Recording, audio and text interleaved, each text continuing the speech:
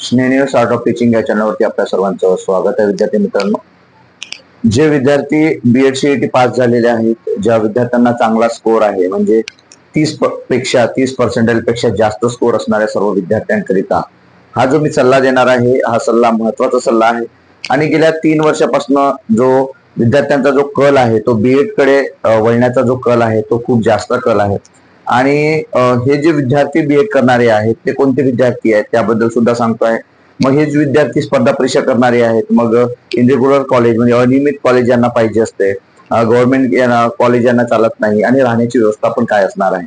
हा व्हिडिओ आपण माझ्या चॅनलला जर पहिल्यांदा आले असाल, हा व्हिडिओ आपण पहिल्यांदा बघत असाल तर माझ्या चॅनलला सबस्क्राईब करा, जेणेकरून ही जी महत्वाची जी माहिती आहे तुमच्यासाठी खूप महत्वाची असणार आहे. कारण राहण्याची व्यवस्था, एकीकडे तुमचं कॉलेज पण होणं महत्वाचं आहे, आणि दुसरीकडे तुम्ही जे स्पर्धा परीक्षा करत आहात ते अनियमित कॉलेजमध्ये तुम्ही जर करत असाल तर तुम्ही हमखास तुम्ही स्पर्धा परीक्षेचा अभ्यास करत आहे, त्यासाठी उत्तम सल्ला असणार आहे, म्हणजे राहण्याची व्यवस्था आणि इतर ज्या बाबी असणार आहेत त्या.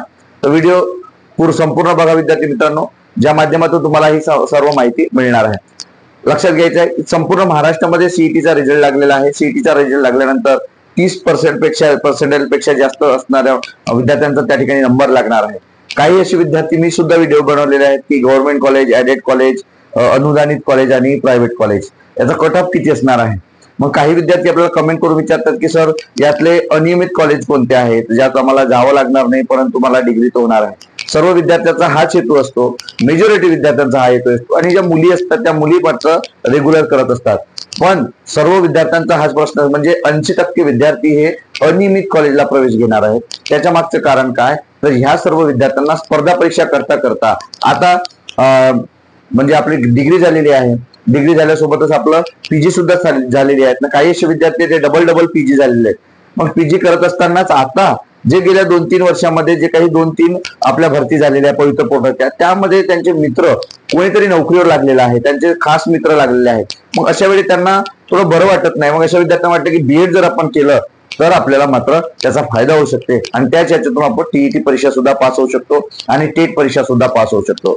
म्हणजे स्पर्धा परीक्षेचा जर 2-3 वर्षामध्ये रिझल्ट आला तर माझा त्याच याच्यामध्ये आपला हा टीईटी सीईटी सुद्धा मी पास होऊ शकतो. जर जमलं तर माझं शिक्षक भरती म्हणून सुद्धा निवड होऊ शकते, असा विद्यार्थ्यांचा समज आहे. आणि त्याकरिता गेल्या 3 वर्षामध्ये हा बीएड करण्याचा जो कल आहे तो कल वाढलेला आहे.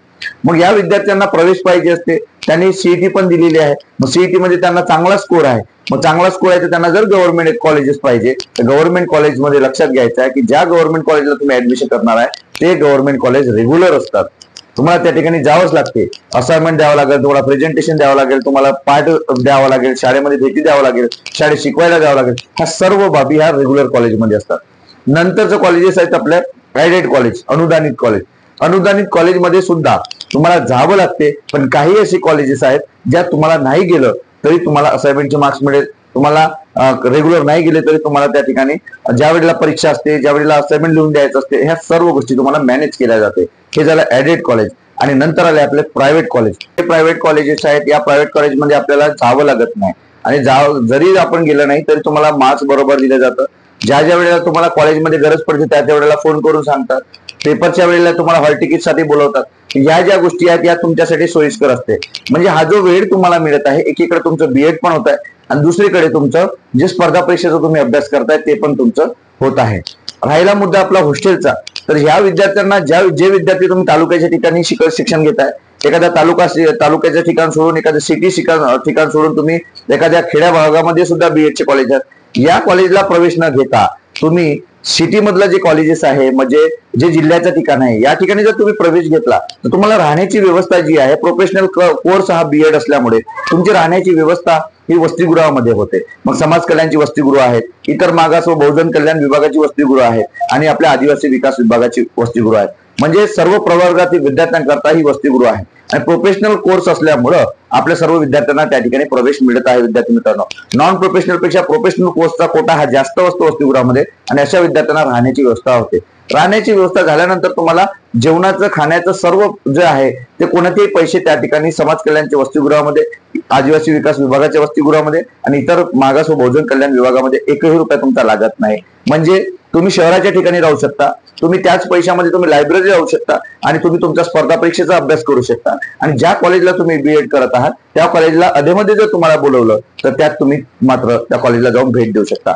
पण गव्हर्नमेंट कॉलेजला तुम्ही ऍडमिशन केली, ऍडेड कॉलेजला तुम्ही ऍडमिशन केली तर तुम्हाला रेग्युलर जावं लागेल आणि एकीकडे जो जे स्पर्धा परीक्षा करत असताना जो काही स्पर्धा परीक्षा करता त्यात मात्र आपलं विलंब होईल आणि ते मात्र तुमचं जे काही एक अभ्यासाचा जो काही मन लागलेला आहे स्पर्धा परीक्षा करायचं त्यापासून तुम्ही दूर जाणार विद्यार्थी मित्रांनो.